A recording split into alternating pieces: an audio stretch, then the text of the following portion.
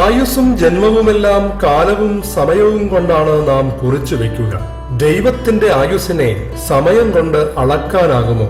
സമയത്തെക്കുറിച്ചുള്ള ഒരു അത്ഭുത രഹസ്യം വെളിപ്പെടുത്തട്ടെ. ഈ രേഖ സമയത്തെ പ്രതിനിധീകരിക്കുന്നു എന്നിരിക്കട്ടെ.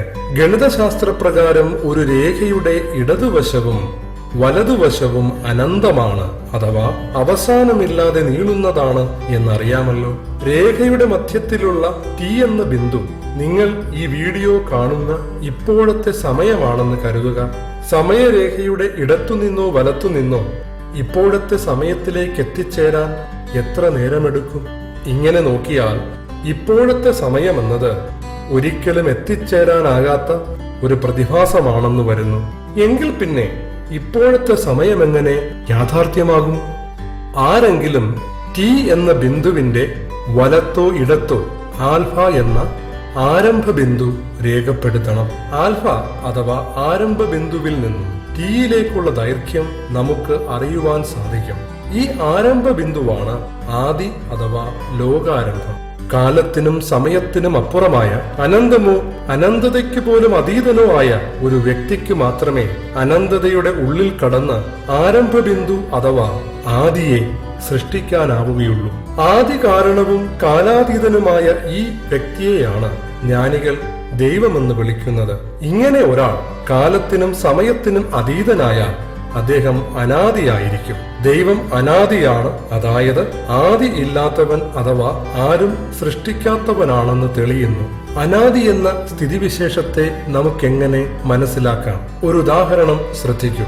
ഇത് ഒരു കടലാസ് കഷണമാണ്. നീളവും വീതിയും മാത്രം പരിഗണിക്കപ്പെടുന്നതിനാൽ ഇതിനെ ഒരു ദ്വിമാന വസ്തുവായി കരുതാം. ഈ പെട്ടിയാകട്ടെ നീളവും വീതിയും ഉയരവുമുള്ള ഒരു ത്രിമാന വസ്തുവാണ്. ത്രിമാന വസ്തുവിനെ ദ്വിമാന വസ്തുവിന്റെ മേൽ വയ്ക്കാം, പക്ഷേ ഉള്ളിൽ വയ്ക്കാനാവില്ല.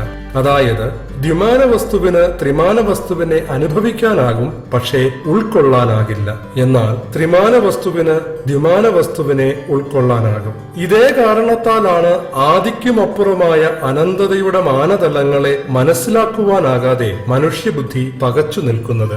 ദൈവത്തിന്റെ അനന്തമായ മാനദണ്ഡങ്ങൾ ഗ്രഹിക്കുവാൻ മനുഷ്യബുദ്ധിക്ക് സാധ്യമല്ലെങ്കിലും അതിന് സാധിക്കുന്ന ഒരു സംവിധാനം മനുഷ്യന് സ്വന്തമായുണ്ട്, അവന്റെ ആത്മാവ്. എനിക്ക് കണ്ണുകൊണ്ട് കേൾക്കണം, കാതുകൊണ്ട് കാണണം എന്ന് പറയുന്നത് പോലുള്ള മണ്ടത്തരമാകില്ലേ ആത്മാവിനാൽ അറിയേണ്ട ദൈവത്തെ ബുദ്ധി കൊണ്ട് അറിയണമെന്ന് പറയുന്നത്?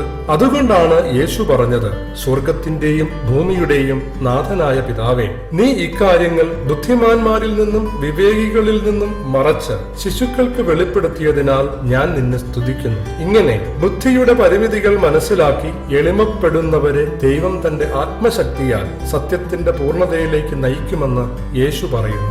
അപ്പോൾ അനാദിയുടെ പൊരുൾ നമുക്ക് മനസ്സിലാകും. ആത്മാവിന്റെ ശക്തിയാൽ അനാദിയായ സൃഷ്ടിക്കപ്പെടാത്ത ദൈവത്തെ അറിയുവാൻ ഇന്നു തന്നെ ആത്മീയനാവുക. നമുക്ക് പ്രാർത്ഥിക്കാം. ദൈവമേ, അങ്ങയുടെ ആത്മാവിനാൽ എന്റെ അന്തരംഗത്തിൽ ജ്ഞാനം പകരണമേ.